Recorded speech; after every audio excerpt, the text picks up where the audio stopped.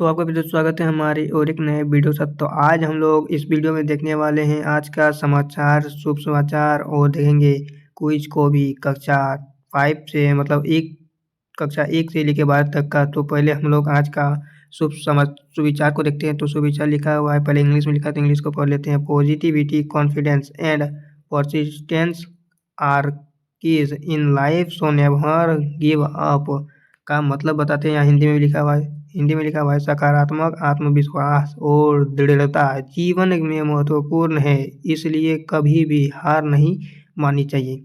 तो आज हम लोग देखने वाले हैं न्यूज को। तो देख सकते हैं न्यूज में लिखा हुआ है, प्रार्थना सभा के क्रम में पढ़े जाने वाले मुख्य समाचार। तो चलते हैं मुख्य समाचार को देखते हैं। तो अंतर्राष्ट्रीय समाचार लिखा हुआ है, श्रीलंका में भारी बारिश के कारण आई बाढ़ में 4 लोगों की मौत तथा 2 लाख से ज़्यादा लोग प्रभावित हुए हैं। अब हम लोग राष्ट्रीय समाचार को देखेंगे। राष्ट्रीय समाचार, केंद्रीय महिला एवं बाल विकास मंत्री अनुपूरण देवी ने बुधवार को बाल विवाह मुक्त भारत अभियान की शुरुआत किए हैं।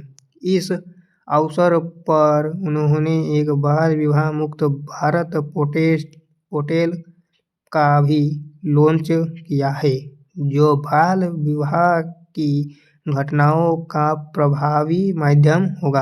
अब हम लोग राज्य समाचार को देखते हैं। तो राज्य समाचार लिखा हुआ है, मध्याह्न भोजन योजना की राशि में बढ़ोतरी की गई है। बाल वाटिका व कक्षा 1 से 5 तक के बच्चों को 6.19 रुपीज़ तथा कक्षा 6 से 8 के बच्चों के लिए 9.29 रुपीज़ की दर से कुकिंग कोस्ट दिए जाएंगे। खेल समाचार देखते हैं। खेल समाचार लिखा हुआ है, भारत वर्ष 2026 में एशियाई राइफल एवं पिस्टल कप की मेजबानी करेगा। इस महाद्वीपीय टूर्नामेंट की मेजबानी सौंपने का फैसला एशियाई निशानेबाजी परिसंघर्ष ने किया है। अब हम लोग आगे देखते हैं। तो ये हम लोग का प्रश्न उत्तर है। तो यहाँ पे हो जाएगा आप लोगों का कक्षा 1 से लेके 5 तक का प्रश्न। तो हम लोग प्रश्न को देखते हैं। तो पहला प्रश्न मतलब पहला तो पहली रहता है, तो पहली को पढ़ते हैं। पहली लिखा हुआ है, जब भी आए होश उड़ाए फिर भी कहते हैं कि आए, मतलब नींद। तो इसका उत्तर हो जाएगा नींद। अब दूसरा प्रश्न को देखते हैं। दूसरा प्रश्न लिखा हुआ है, इंद्रधनुष के बीच में कौन सा रंग होता है? इंद्रधनुष के बीच में कौन सा रंग होता है? तो उसके बीच में हरा रंग होता है, तो इसका उत्तर हो जाएगा हरा रंग। अब हम लोग चलते हैं अगला प्रश्न। तीसरा प्रश्न लिखा हुआ है, गौतम बुद्ध का बचपन का नाम क्या था? गौतम बुद्ध का बचपन का नाम क्या था? तो गौतम बुद्ध का बचपन का नाम सिद्धार्थ था। इसका उत्तर हो जाएगा सिद्धार्थ। चौथा प्रश्न को देखते हैं। चौथा प्रश्न लिखा हुआ है, दुनिया में सबसे ज़्यादा त्यौहार किस देश में मनाया जाता है? तो दुनिया में सबसे ज़्यादा त्यौहार किस में मनाया जाता है? तो उत्तर हो जाएगा भारत। तो भारत में सबसे ज़्यादा त्यौहार मनाया जाता है। अब हम लोग चलते हैं आगे। 5 नंबर का प्रश्न देख सकते हैं। 5 नंबर है, किस पक्षी के पास इंसान से भी ज़्यादा तेज दिमाग होता है? तो इसका उत्तर हो जाएगा तोता। अब तो अगर आप लोगों ने हमारे वीडियो को लाइक नहीं किया तो लाइक कर दे, चैनल को सब्सक्राइब करके अपने दोस्तों के साथ शेयर कर दे। तो चलते हैं आगे का प्रश्न देखते हैं। तो यहाँ लिखा है, उच्च प्राथमिक स्तर मतलब कक्षा 6 से 8 के लिए सामान्य ज्ञान प्रश्नोत्तरी।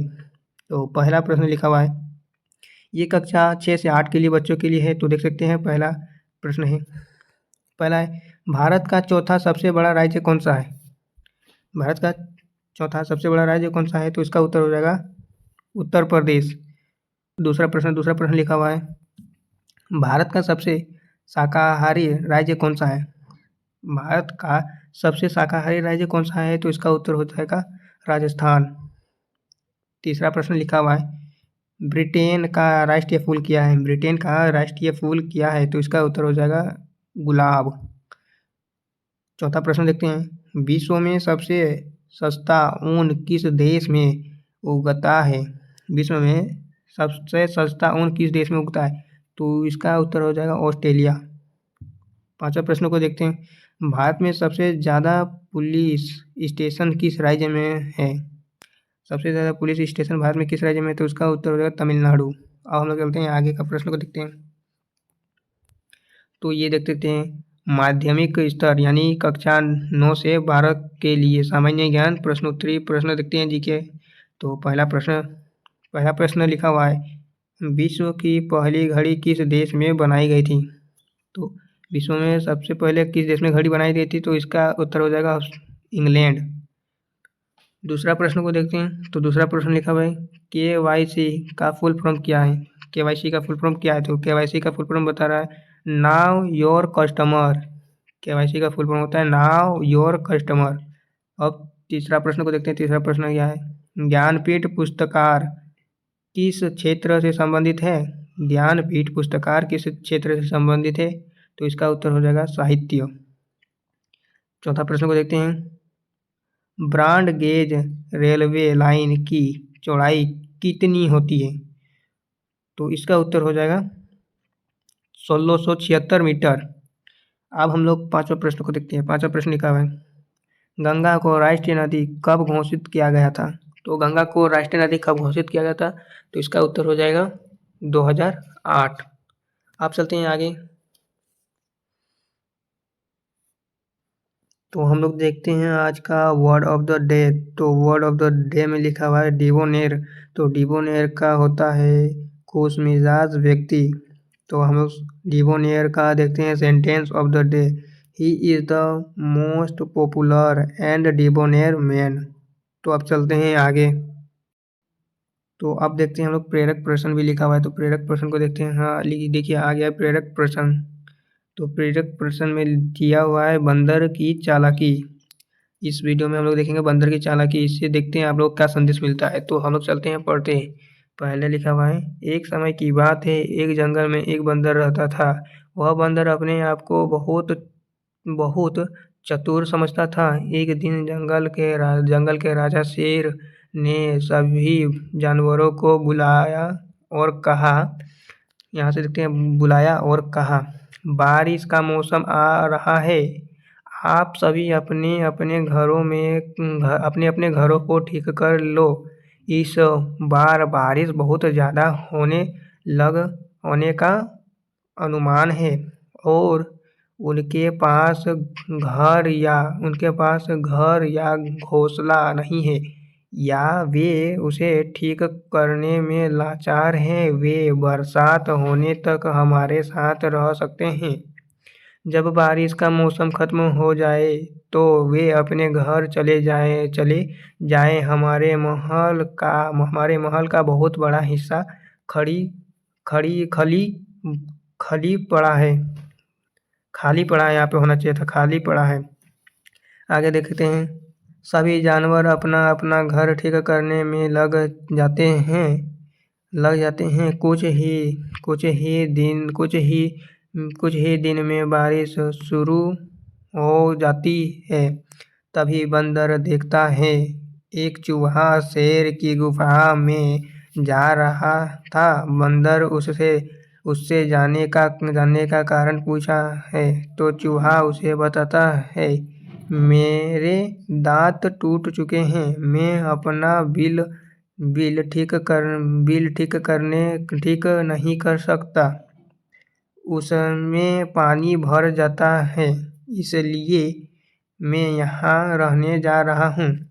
आगे देखते हैं क्या लिखा है। तो ये देख सकते हैं आगे लिखा हुआ है, यह सुनकर बंदर को तरकीब सूझती है। वह अपने दांतों को काला रंग लगा कर शेर के सामने पहुंच जाता है। शेर उसे भी बिना दांतों वाला जानवर अपने महल में रहने देता है। कुछ दिन बाद शेर के सैनिक उसे बताते हैं कि कालू बंदर महल से सारे फल खा गया। शेर को उनकी मक्कारी समझ आ जाती है। वह उसे गुफा से बाहर निकाल देता है।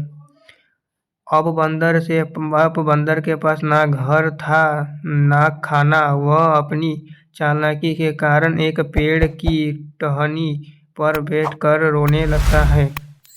तो इस कहानी से हमें क्या संदेश मिलता है? यहाँ पे लिखा हुआ है कहानी से शिक्षा। इस कहानी से हमें शिक्षा मिलता है झूठ बोलना कभी कभी बहुत भारी परिणाम देता है। तो इसी को यहाँ पे इंग्लिश में भी लिखा हुआ है। तो आज के लिए इतना ही। वीडियो अच्छा लगा होगा तो वीडियो को लाइक कर दीजिएगा और अपने दोस्तों के साथ शेयर कर दीजिएगा। तो धन्यवाद।